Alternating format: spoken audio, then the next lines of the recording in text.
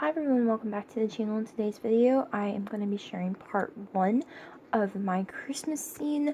I am making the fireplace in this video, and I will leave a list somewhere on the screen of all the things that you will need that I had used for this video.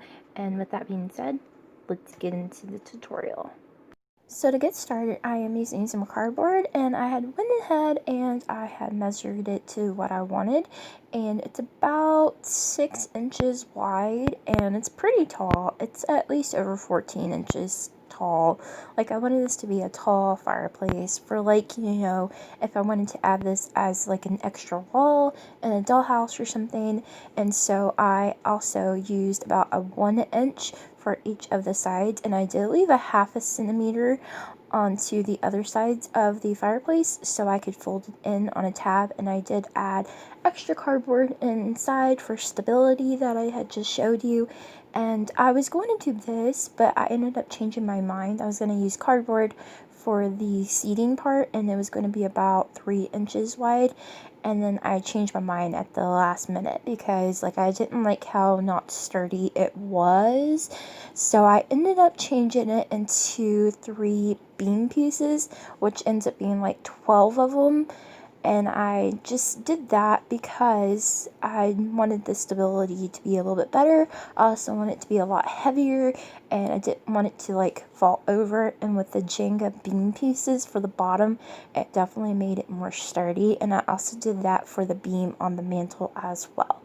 And right here, I am using the cork board sheets that you can get at Dollar Tree. They are adhesive on the back of them, and I cut them into 1 inch strips, and I added this all the way around, and I lost my sheet pieces that I had, and I only used one for this, and one sheet would have worked, but I totally forgot where I put it, so I couldn't do it to the bottom. Okay, hey everyone, welcome back. Okay, so it's the next couple of days. It took a while to glue all of these cork pieces down, and I lost a couple more sheets that I had cut out. I used one sheet, and I would have had like a couple more layers to do on the sides right here for the bottom part of the fireplace, but I don't know what I did with them, so right now I'm going to skip that part.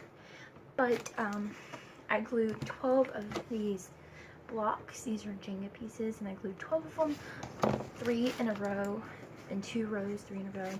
Right here for the sitting part, I don't know if you guys can see or not, but that's what I did. And I used some wood filler that I also got at Dollar Tree a while back, and it is the Elmer's Carpenter's Wood Filler Max. I don't know if they still sell these or not, but that is what I used to fill in the cracks, because as you can see, like, there's like a crack if you put them together. I used hot glue just to glue them together, and there's like a little crack, and I didn't want it to be cracky, so I try to make it seamless with the wood filler. It didn't take long to dry at all. If I had sandpaper, I would totally sand it down, but I don't. So now on to the mantle. I did the exact same thing to the mantle, except for I glued them like this, and then I just glued it on like that. And then I took a wooden clothespin, pulled it apart, took my pliers, and just snipped it off. And I just glued it on. If I had sandpaper, I would sand it down, but I don't. And I just glued it on underneath the mantle. And that was the design. And then after I did that, I took some regular old school glue, and I wiped it on all of the, I just like spread it on thin all over the corkboard to give it a little more stiffness. Like, I felt like it made it a little bit more stiff, which is good. And now I'm going to paint it. I am going to be painting it a base coat of Snow White, and I'm going to go ahead and do that, and I will meet you back here. Okay, before I put you guys on the tripod, this is the whitewashed, watered down white paint look to the fireplace. I just took a little bit of the white Snow White apple barrel paint, and I mixed in just a little bit of water, and I stirred it up a little bit, and I just brushed it on, and it did a light coat to cover up the brown, but that's okay because I do plan on going with other colors. So now that I mixed this one first with the water, and I got this effect, and I really like that color too, but now I am mixing some water with this color, and along with just a little bit of this color was still left, and with the water mixture of this color, I get that effect, and I really like how it's looking so far. It's giving it a darker hue, kind of, what is it? Monochromatic? I don't know. I'm not really good with the artsy terms, but that is basically what I'm doing, is I'm just swishing it on there, just trying to blend it a little bit because it is going in with the white, and since it's watered down, it's not going to be totally opaque. And I'm just doing it here and there along the brick, and that is basically it for that.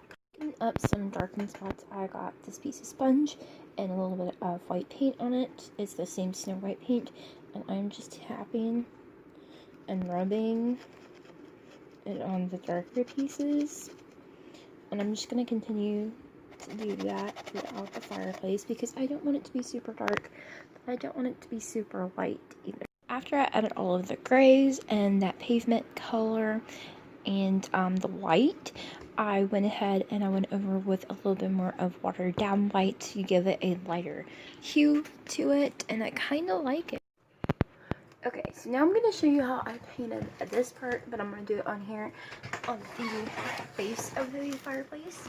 So I'm going to be using this, which is the burnt lumber.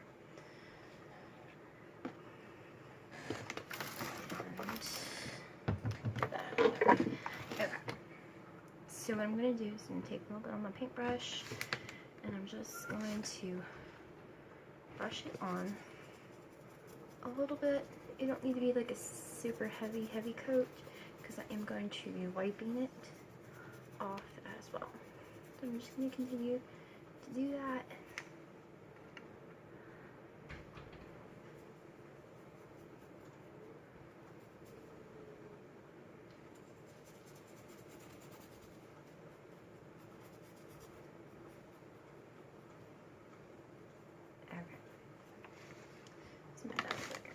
So now I'm going to take my sponge and I'm just going to wipe, and it's going to basically smear it and give it a different look, like almost like a stained burnty look. And I'm using the burnt lumber because I like how neutral it is. It's not very chocolatey.